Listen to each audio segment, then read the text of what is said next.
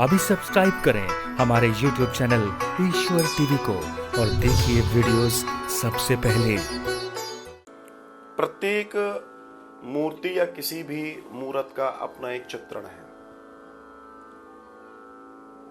हमारे यहाँ जब लिंग दर्शन होता है, अर्थात जिसको हम शिवलिंग कहते हैं, उसमें बहुत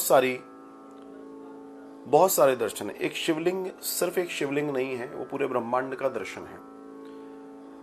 और उस पूरे दर्शन के साथ हम इस बात को समझने का प्रयास करें कि ये प्रकृति, जब प्रकृति की चर्चा होती है तो उस प्रकृति में जब हम भगवान को लिंग रूप में पूज रहे हैं तो निश्चित बात है कि मातृदेव का दर्शन होगा। तो हम अपने आप को जब भगवान के निकट रखते हैं तो सबसे ऊपरी सतह पर, ऊपर से लेकर नीचे तक, जलैरी के नीचे बेसमेंट तक हम पहुंचते हैं और ये प्रयास करते हैं कि हम पूरी तरीके से भगवान को जानें, भगवान को समझें और उनके चित्र से हम ये समझने का प्रयास करें कि गोविंद अर्थात भगवान का दर्शन हमें कैसे प्राप्त हो रहा है और क्या है।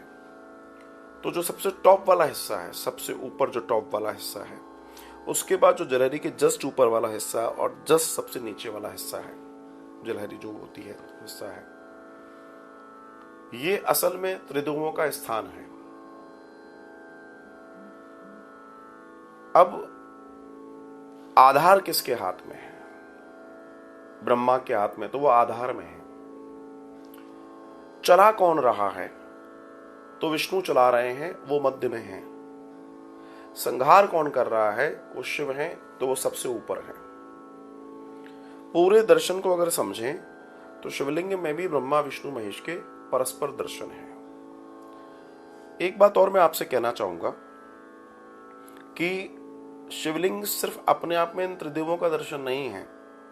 अंतरिक्ष, भूगोल, खगोल, ब्रह्मांड, अध्यात्म, वेद, पुराण, सारा दर्शन शिवलिंग में होता है।